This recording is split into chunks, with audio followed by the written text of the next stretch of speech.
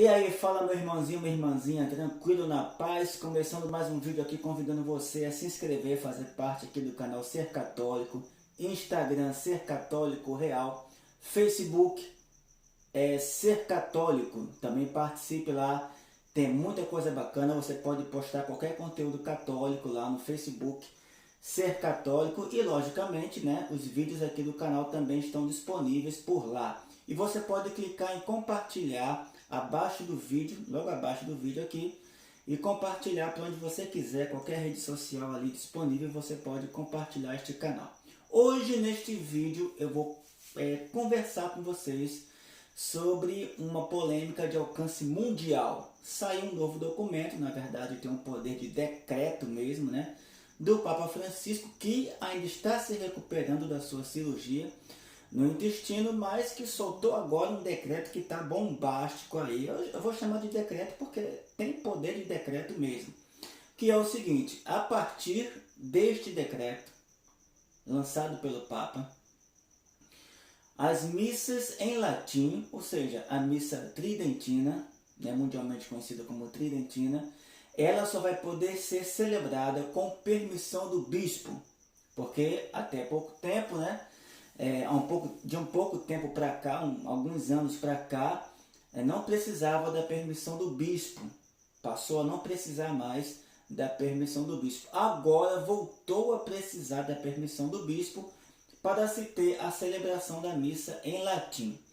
O que acontece? O que acontece é que desde o início, desde o século I até o século XVI, vamos colocar assim, o início do século XVI, a missa poderia ser celebrada na língua vernácula. A primeira missa, que foi com Jesus, foi em língua vernácula, ou seja, língua local. No século XVI, com o Concílio de Trento, praticamente só podia ser celebradas as missas em latim, com algumas exceções, mas a regra mesmo, missa em latim. No século XX, o que aconteceu? A missa em latim ficou como uma missa opcional e a missa de regra, língua vernácula, língua local.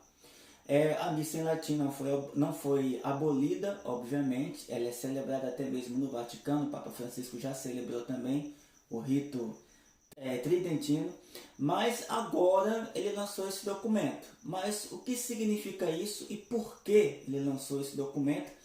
Lembrando, ainda se recuperando da sua cirurgia, ele tomou essa decisão. Eu não sei se ele ficou sabendo de alguma coisa, se alguma coisa aconteceu, mas o que eu sei é o seguinte: ele deixou claro com esse documento, com esse decreto, duas coisas. A primeira, quem é que manda na igreja? Tem católico que parece que se esqueceu de quem é que manda na igreja, né? A manda não é um mandar, assim no sentido pejorativo da palavra, né?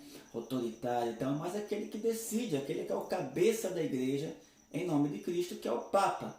A segunda coisa que ele deixou claro é o seguinte: olha, eu estou tentando de todas as formas me aproximar daqueles católicos que têm cunho cismático, né? Tem aquele cisma implantado neles, né? Mas que na cabeça deles não é cisma, na cabeça deles eles estão certos, né? Eles querem que a igreja volte a ser como era antes do século XX e como foi por muitos séculos, mas não desde sempre, e que o rito tridentino seja o rito praticamente oficial. Na verdade, no fundo, eles querem que o rito tridentino seja o rito principal ou até mesmo único. Mas a igreja não está mais com esse pensamento, olha, há um bom tempo. O que acontece é que boa parte, não vou dizer que a maioria, mas boa parte dos católicos que querem o rito tridentino fazem parte desse grupo cismático, ou seja, que não concorda com o Concílio Vaticano II, não reconhece a autoridade dos papas, não reconhece a autoridade do Papa Francisco, nem Bento XVI, nem os anteriores. Todos os papas que vieram depois do Concílio Vaticano II não têm o reconhecimento desses católicos, como se os papas precisassem deste reconhecimento. Não precisam, obviamente. Mas o Papa São João Paulo II tentou uma aproximação, principalmente com Dom Marcel, que eu considero, na minha opinião, minha humilde opinião, o cabeça dos radicais, ou seja, dos tradicionalistas radicais. Você tem os conservadoristas, que são diferentes dos conservadores, né? Eles querem conservar tudo que a igreja praticamente não conserva mais. Eles querem conservar algo que talvez nem tenha mais essa necessidade de ser conservado. Então eles têm também uma falta de unidade considerável com o Papa.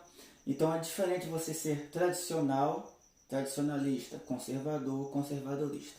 Tem diferença. E essa diferença principalmente é essa falta de unidade, né? Os tradicionalistas radicais, os conservadoristas, eles não conseguem ter unidade e muitos deles não querem, né? Tem os sedevacantistas que para eles, desde o Concílio Vaticano II, não houve Papa legítimo, né? A sede do Vaticano, a cátedra de São Pedro, a cátedra, o trono do Papa estaria vago, não tem nenhum Papa legítimo desde o Concílio Vaticano II. Então são protestantes dentro da Igreja Católica. Então na cabeça deles eles estão certos. Pelo contrário, estão cada vez mais dividindo a Igreja e dividindo-se entre si. Com esse decreto, o Papa deixa claro, olha, vocês não querem acordo, então não é como vocês querem, não. Não é só do jeito que vocês querem. A pessoa que é assim vai falar... Olha só a ideia dos caras, desses católicos. Eles querem falar o que querem do Papa, chama de herege, chama de apóstata, chama de cego, né? Guia espiritual cego, fala que é guiado pelo demônio. Já ouvi muita coisa. Parece que não é nem católico que está falando, mas está. E eles querem que eles falem tudo e que o Papa não tenha nenhuma atitude, né? Não tem como. Então o Papa tomou essa atitude, começam falando lá que estão sendo perseguidos, que o Papa proibiu a missa em latim, que o Papa não quer a missa em latim. Não, não é isso. A missa em latim não está proibida, mas como o Papa sabe que boa parte dessas pessoas que querem o rito tridentino, na verdade, são contra ele, são contra os concílios, contra praticamente e muitas vezes todos os papas que vieram depois do Concílio Vaticano II. Então ele está retornando a ser como era um pouco antes de ter sido liberada a missa em latim novamente. Ou seja, tem que procurar o bispo. Por que isso? Porque o bispo sabe se aquele grupo que está querendo o rito tridentino na paróquia, se ele está em unidade com a igreja ou não. Se ele está em unidade com o Papa e com o Concílio Vaticano II. Então o bispo está aí. Mas o que vai acontecer? O que estão questionando? A primeira coisa que estão questionando é o seguinte: por que o Papa não toma essa atitude também com o pessoal da teologia da libertação? Mas a atitude é a mesma. O Vaticano já se pronunciou contra teologia da libertação. Já condenou a teologia da libertação. Se ela ainda existe, é porque tem bispo que permite, por exemplo. Tem padre que permite. Mas eu falo principalmente o bispo, porque o bispo é a voz maior ali na diocese. Ele é a voz maior. Então tem muito bispo que apoia a teologia da libertação. Por isso que ela continua existindo. Mas a igreja, ela não permite mais. Então se cada bispo tomasse a atitude que tem que tomar, a teologia da libertação talvez nem existisse mais, ou nem atuasse mais, pelo menos oficialmente, nas paróquias. Meio complicado. Mas da mesma forma agora, cabe aos bispos também decidirem. Mas o que vai acontecer? O que pode acontecer? O que pode acontecer são, por exemplo, bispos que são contra o rito tridentino, por exemplo, por serem talvez de esquerda ou TL, né, Teologia da Libertação, e sem querer nem saber qual é o grupo que está procurando o rito tridentino na paróquia, ele vai dizer que não. Ele vai dizer que não e pronto. Ele não quer saber se aquele grupo ali tem unidade com o Vaticano ou não. Ele vai simplesmente negar e pronto. Por outro lado, um bispo que seja conservadorista ou tradicionalista, ele vai apoiar o rito sem se importar se aquele grupo ali tem unidade com o Vaticano ou não. Mas aí temos uma autoridade maior, que é o arcebispo, e temos também as conferências episcopais. Então eu não sei, a gente não sabe ainda como é que vai ficar essa situação.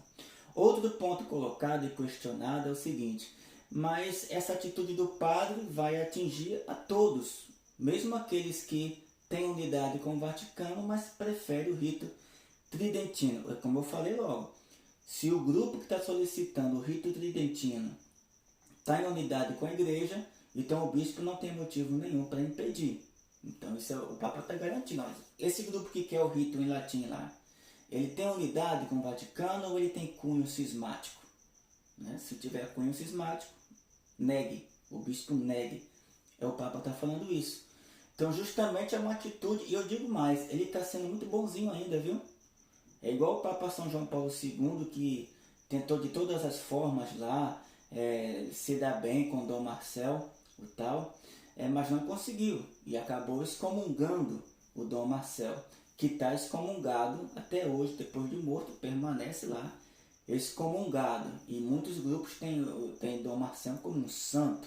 Tem páginas católicas que tem Dom Marcel excomungado como sendo o patrono da sua página. Então a situação está muito complicada, mas o que eu quero deixar bem claro para vocês é uma coisa. Primeiro, o Papa não proibiu a missa em latim. Segundo, é uma forma de mostrar para esses cismáticos quem é que manda, que o Papa é o Papa, né? O Papa tem autoridade até para expulsar esse pessoal da igreja. Então por isso que eu digo que ele está sendo muito bonzinho ainda, está pegando leve ainda. O terceiro ponto ele não pretende acabar com a missa em latim. Não pretende. Eu acho que dificilmente um Papa virá para acabar, embora tenha essa autoridade, viu? Porque o rito em latim não é um dogma. Né? A exclusividade de celebrar em latim foi algo que veio com o Concílio de Trento, século XVI. Até então, foram 15 séculos, vamos colocar assim, completos, em que se teve a liberdade de celebrar em língua vernácula. Então, eu quero concluir esse vídeo esclarecendo para vocês isso, porque estão postando aí fake news, distorcendo as coisas, claro, para colocar as pessoas contra o Papa. Mas a verdade é esta, não está proibido, mas está com esse controle agora do bispo saber, olha, esse pessoal aí está em unidade aí com a igreja, com o Vaticano, então pode deixar celebrar normalmente em latim. Não está em unidade?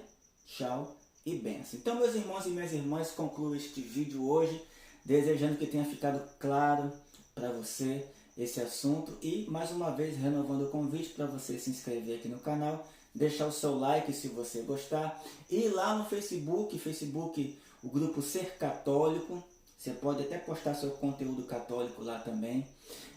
Também tem no Facebook Estudos Bíblicos Católicos Online, Catecismo da Igreja Católica Online, onde eu posto semanalmente os parágrafos do catecismo com as fontes originais de cada tópico. Tá bem bacana também para você acompanhar. Então, obrigado e até o próximo vídeo, se Deus quiser.